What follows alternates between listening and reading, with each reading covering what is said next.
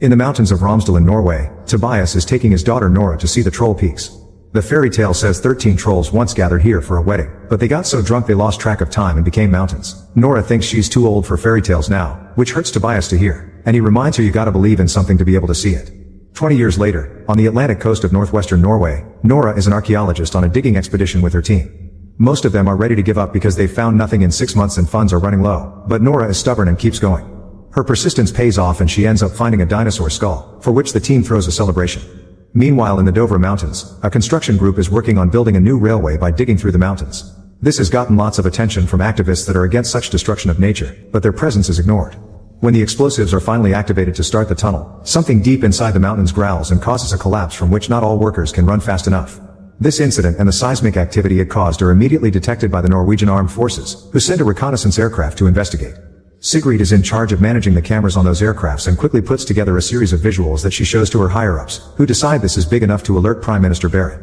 On her way to the base, Barrett is informed of all the damage caused by unknown forces and shown the images they took, which Barrett's advisor Andreas thinks look like footprints. Barrett finds it amusing but unrealistic and gives Andreas 2 tasks: to keep the press away from this information and to find some scientific experts that could help them with this problem. Moments later, a helicopter is picking up Nora in the middle of her celebration, asking her to come with her to see a matter of national security. Andreas welcomes Nora to the base and takes her to a secret meeting, where Barrett, the most important military leaders, and a few other scientists are discussing the possible reasons behind the incident in the mountains. When Nora presents herself as a paleontologist, she isn't taken very seriously because dinosaurs are extinct, therefore they couldn't have been the cause of this. While the team doesn't reject the possibility of a military attack from another country yet, so far the reports seem to favor the theory of the cause being geological in nature. Pictures appear on the screen showing a crater and indentations on the landscape, which prompts the scientists to throw theories like sinkholes or subterranean pockets of gas. Nora interrupts them to point out those craters are clearly footprints, but once again, she isn't taken seriously because footprints would mean monsters, which is a stupid idea. Another interruption comes from Sigrid, who has hacked into the phone of one of the activists and has found live footage of the incident. The destruction is quite disturbing to watch, but before the others can go back to their gas theories, Nora makes Sigrid play the video again, more slowly this time. There's a clearly roaring sound in the background, similar to an animal, and in the shadows among the falling rocks, there's a huge and mysterious humanoid shape. Meanwhile in Lesja, an old married couple wonders what's gotten into their dog, who won't stop barking. Suddenly, the entire house starts shaking, so the couple runs to hide in their basement before everything starts to crumble and the power goes out. Once the shaking stops, the couple comes out to find their house completely destroyed, although the dog at least is okay. Back in the base, the leaders still refuse to believe the footprints could have been left by some kind of giant creature, and Nora points out that whatever it is they need to take action against it instead of sitting on their butts and arguing for hours.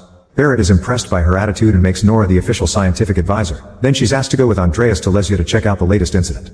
On the helicopter, Andreas asks Nora how she became a paleontologist, so Nora tells him she's loved nature since she was a child, and her kitty love for fairy tales evolved into wanting to look for the real monsters underground.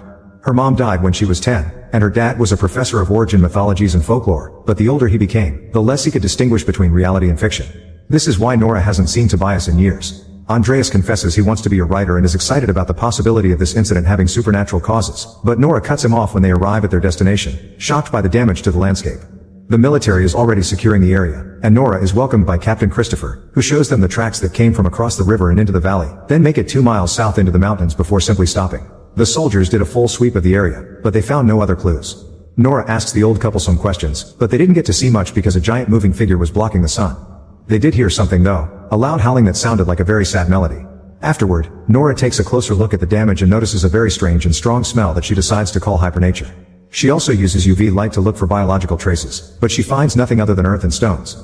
Nora asks to be taken to the place where the tracks suddenly stop, and the thermal scanner shows no signs of life, only mountains. Since this creature is too big to hide or disappear, Nora wonders if it's capable of camouflage. Nora's starting to come up with some theories, but she is still unsure, so she takes Christopher and Andreas to see Tobias, who comes out with a firearm when he sees strangers on his property, especially an armed soldier. After Nora makes him realize this is the daughter he hasn't seen in years, Tobias accepts to let them in, although he'll have to put on some pants first. Tobias' house is filled with paperclips and research that show his obsession with finding a mythical creature known as a troll. Nora stops him from talking about all his theories about trolls being real and the witnesses being silenced and asks him to concentrate on the footage she proceeds to show him, explaining she thinks his old work may have some clues. After all, nobody knows these mountains better than him. However, Tobias thinks this footage proves his troll theory is real, and when Nora points out scientists would have already found troll DNA if they actually existed, Tobias reminds her that the Christianization of Norway got rid of all the mythical creatures, and when he was about to reveal it all, Tobias was sent to the loony bin. He thinks the people in charge have always known, and fairy tales were written to make trolls look evil and dumb when they're actually pretty smart. Nora can't believe what she's hearing, but Tobias is too excited for objections and joins the team to continue the investigation. When they arrive at the area where the tracks stop, Tobia immediately notices that the topography is all wrong and doesn't match the maps.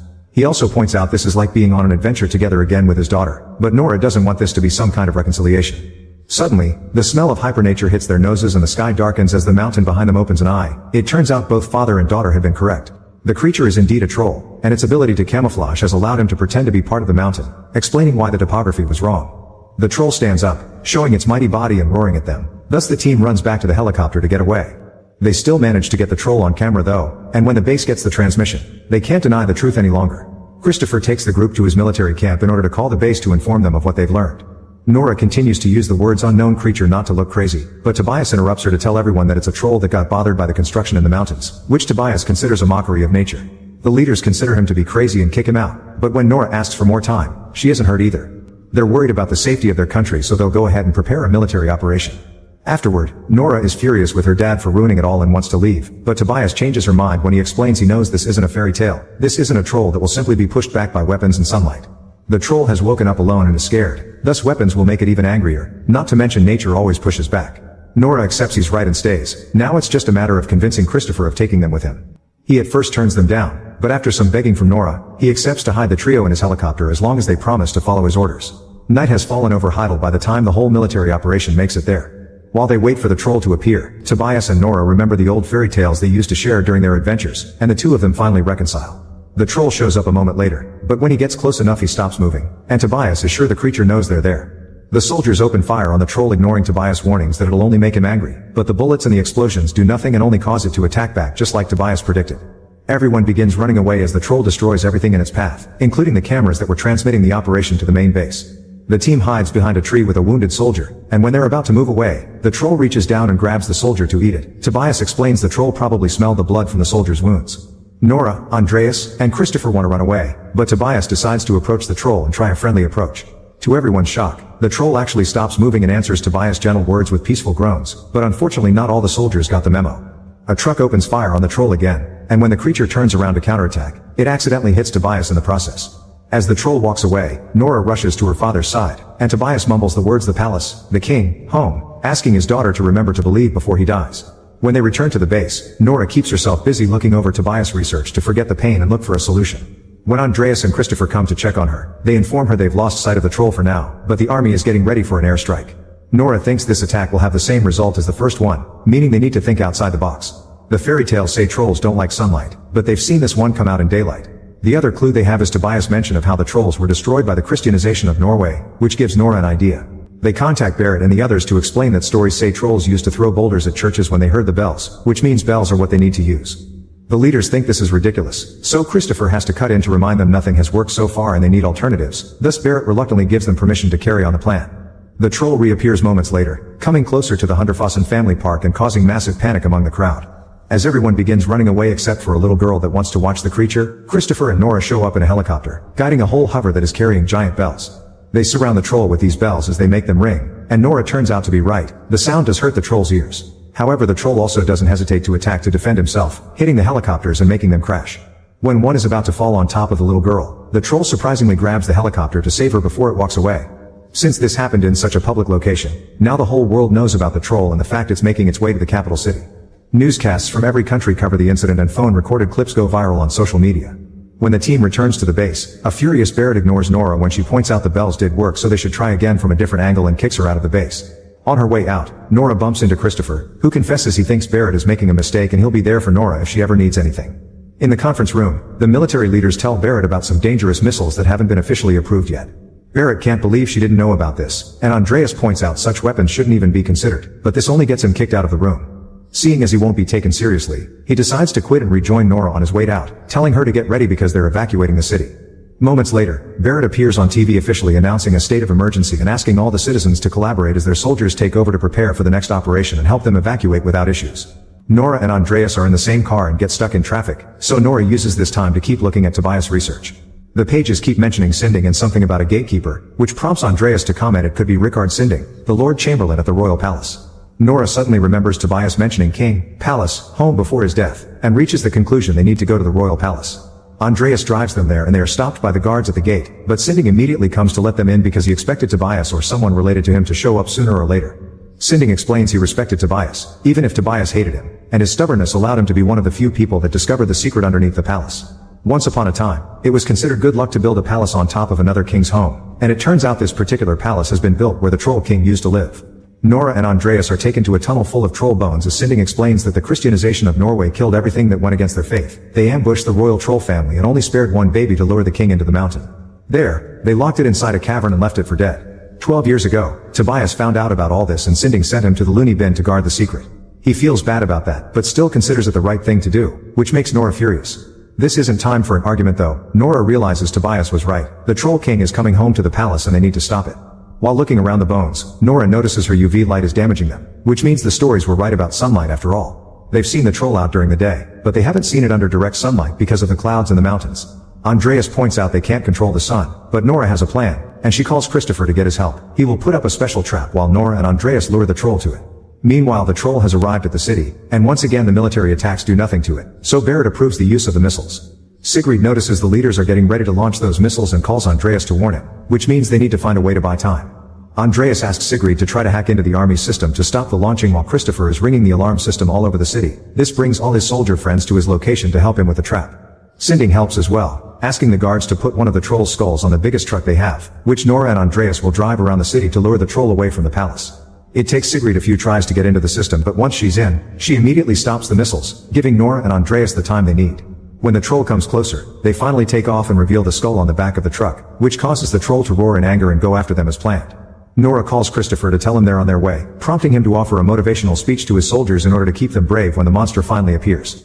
After lots of crazy driving through the streets of Oslo, Nora and Andreas reach the highway only to accidentally lose the skull in the process. The troll stops running to pick it up, letting out a painful grieving groan for its children before it notices its reflection on a building. When it tries to touch the glass, it breaks and a sudden shattering noise startles the troll, causing it to accidentally drop the skull, which breaks into a million pieces. Furious, the troll roars in pain, making Nora feel how sad it is over being the last of its kind.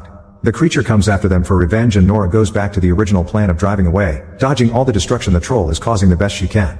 At the base, Sigrid's hacking is discovered and her computer is taken away so they can restart the system. Seconds later, Nora and Andreas make it to the area with the trap, so they jump out of the truck to finish luring the troll right to the center as it steps on the vehicle. The troll tries to step on Nora next, but at that moment, the soldiers activate dozens of UV lights that surround the creature and start burning it. The plane with the missiles is coming closer too, but the pilot hesitates when he sees civilians on site. An argument begins at the base to see if they should abort or not, inspiring Sigrid to punch the idiot that doesn't care about his citizens, and the operation is effectively aborted. Barrett and the other people at the base watch on their screen how the troll is slowly dying, and Christopher's soldiers are already celebrating the victory. However, Nora can't stand hearing and seeing a life suffer like this and turns off the power to save it. The soldiers get ready to shoot, but Nora stops them too before approaching the troll the same way her father did, gently asking it to go back to the safety of the mountains. The troll stares at her, considering her words, but before it can react, the sun begins to rise and it burns the troll until there's nothing left but rubble.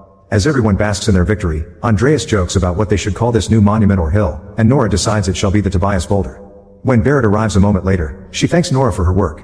Andreas reminds the Prime Minister that he quit and announces he'll be a writer. Then when he walks away with Nora, he wonders if there may be more creatures hidden in Dovre. Meanwhile, deep in the mountains, something is starting to move under a pile of rocks. Make sure to subscribe and turn on notifications so you can watch more videos like this. Thanks for watching.